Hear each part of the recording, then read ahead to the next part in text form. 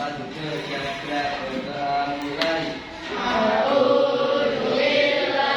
Bagaimana kabar kalian hari ini? Baik. Sebelum memulai pembelajaran, Ibu absen dulu ya.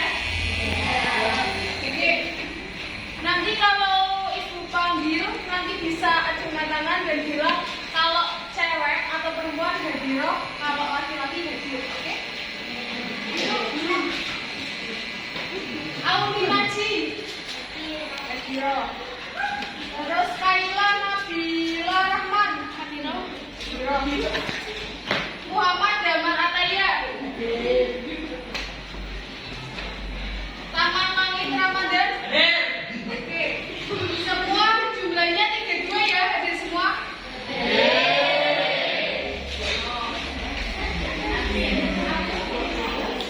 Sudah siap memulai pelajaran kita pagi hari ini? Oke anak-anak, pagi hari ini kita akan belajar tentang kedudukan dan fungsi Pancasila. Untuk tujuan pembelajaran hari ini, yang pertama adalah memahami kedudukan Pancasila sebagai dasar negara, pandangan hidup, ideologi, dan sumber hukum.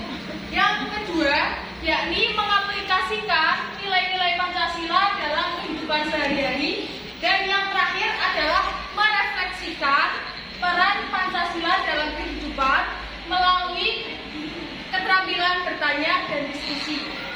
Oke, di sini kita akan mempelajari tentang kedudukan dan fungsi Pancasila. Gambaran kedudukan dan fungsi Pancasila ini, bagaimana Pancasila diterapkan dalam kehidupan, baik di lingkungan keluarga, sekolah, masyarakat, agar tidak menyalahi sila-sila yang ada di Pancasila, baik itu sila pertama, sila kedua, sila ketiga, sila keempat, ataupun sila kelima. Selanjutnya di sini Ibu mempunyai gambar terkait penerapan Pancasila di sekolah. Ada yang tahu ini gambar apa? Ada yang tahu? Silakan bisa tunjukkan tangan. Dijawab ini gambar anak sedang melakukan apa? Penerapan sila Pancasila keberapa? Ayo. Bu, Ya, silakan Dinda. itu gambar anak-anak masih kerjasama buat piket kelas. Itu menerapkan sila ketiga Persatuan Indonesia. Oke, terima kasih. Ada lagi yang mau? Menurut saya gambar tersebut menggambarkan para siswa sedang membersihkan kelas bersama-sama, mencerminkan sila ketiga Pancasila. Oke, terima kasih kepada Dinda dan Azam yang sudah memberikan pendapatnya terkait gambar di depan. Selanjutnya di sini saya punya gambar lagi. Ini adalah gambar yang tidak mencerminkan sila Pancasila. Ada yang tahu ini penyalahan sila keberapa? Dua bunyinya apa? Oke, dari gambar ini adakah yang mau bertanya? Izin bertanya, kenapa hal tersebut menyalahi sila kedua? Si Meisha atas pertanyaannya. Adakah yang mau menanggapi pertanyaan dari Meisha? Menanggapi pertanyaan dari Meisha, karena menurut saya orang-orang yang di belakang itu ingin menyerang pemotor yang ada di depan. Oke, terima kasih kalian. Jadi, ini gambar yang di depan. Kenapa menyalahi sila kedua? Karena pengendara yang ada di depan ini mau dikeroyok geng motor yang ada di belakang. Ini merupakan pelanggaran sila kedua karena mereka sudah menyalahi aturan, yakni hak yang pemotor di depan ini. Jadi kita sebagai generasi muda itu tidak boleh melakukan hal semacam ini karena hak kita itu dilindungi oleh Pancasila.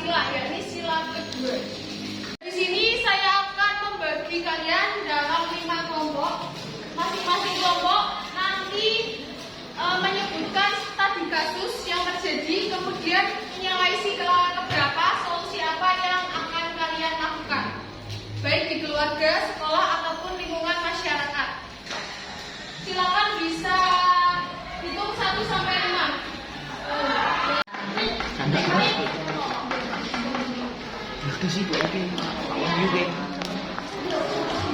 Mulai Bapak.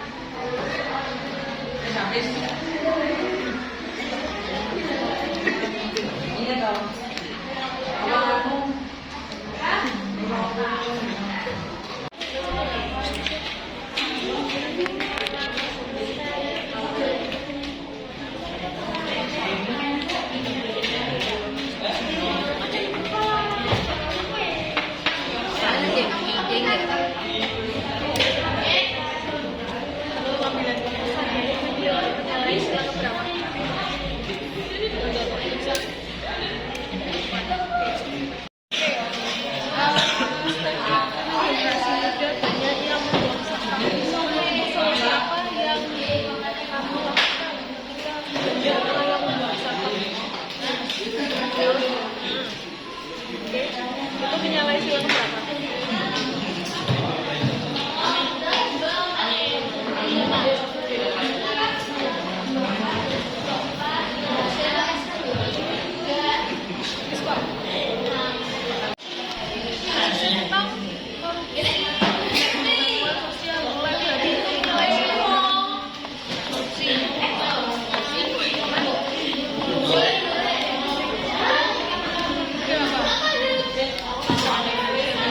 Sama saja merusak.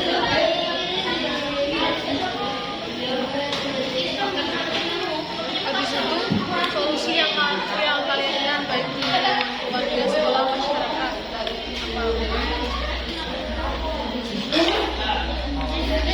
Korupsi berarti di keluarga tidak boleh terlalu libur.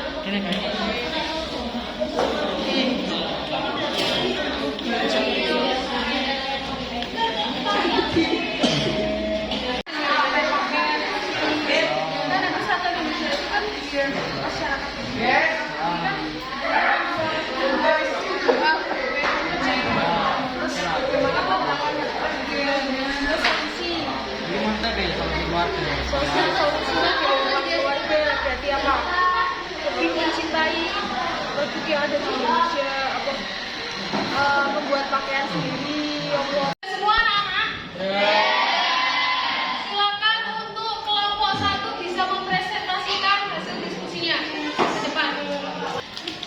Izin mempresentasikan hasil diskusi kami dengan studi kasus di mana pengambilan keputusan tidak mendengarkan aspirasi rakyat yang menyalahi sila keempat. Solusinya akan dibacakan oleh Ara, Alzam, dan Hafiz. Solusi pertama, keluarga. Menurut saya lebih baik kita jangan mendengarkan berita-berita hoax di luar sana karena bisa memecah tali persaudaraan dalam keluarga apabila salah satu dari kita berbeda pendapat. Solusi sekolah. Menurut saya, sebagai pelajar kita harus pintar-pintar memilah informasi dan berita. Sekian presentasi dari kelompok kami. Apa ada yang mau ditanyakan? Izin bertanya, kenapa kita harus memilah dan memilih berita hoaks?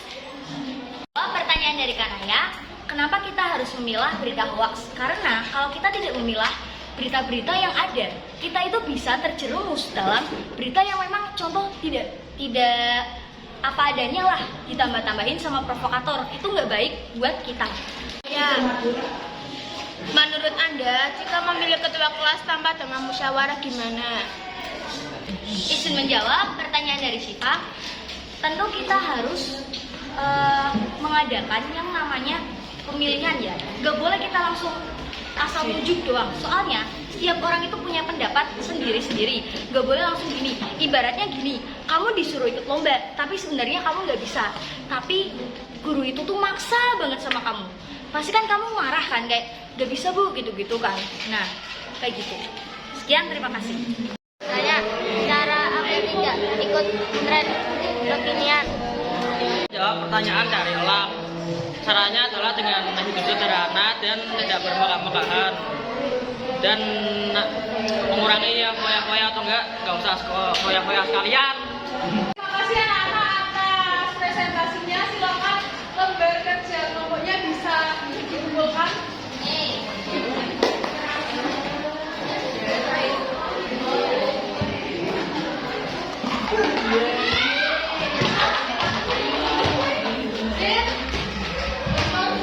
Silakan bisa duduk ke tempat masing-masing ya.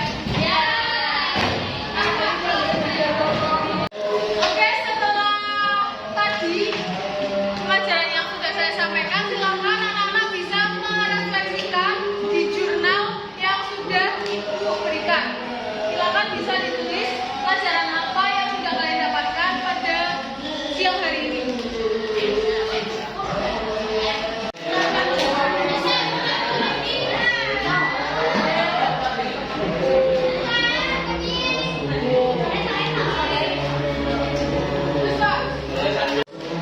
Oke anak-anak, jadi pelajaran yang kita ambil dari materi hari ini, yang pertama adalah penerapan Pancasila di lingkungan keluarga. Contohnya kita harus beribadah rutin bersama keluarga. Kemudian di lingkungan sekolah kita tidak boleh datang terlambat ya. Ada yang biasa datang terlambat? Ada? Contoh lagi di lingkungan sekolah yakni pemilihan ketua kelas dengan cara bermusyawarah. Selanjutnya untuk di lingkungan masyarakat kita harus selalu membayar iuran tepat waktu. Oke?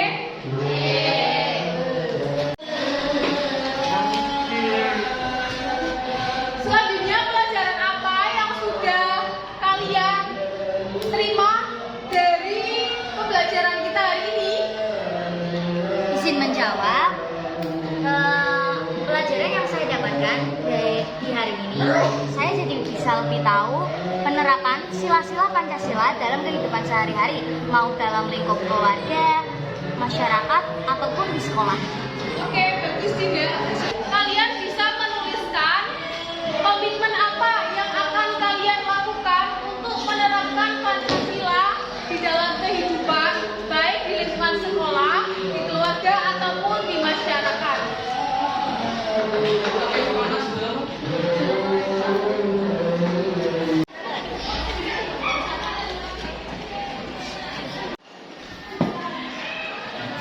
Oke, untuk selanjutnya, ini untuk refleksi di rumah, nanti Ibu berikan lembar kerja, nanti kalian bisa isi yang sudah kalian terapkan di dalam rumah apa saja, nanti kalian bisa tulis di lembar refleksi ini, dan minggu depan bisa kalian kumpulkan.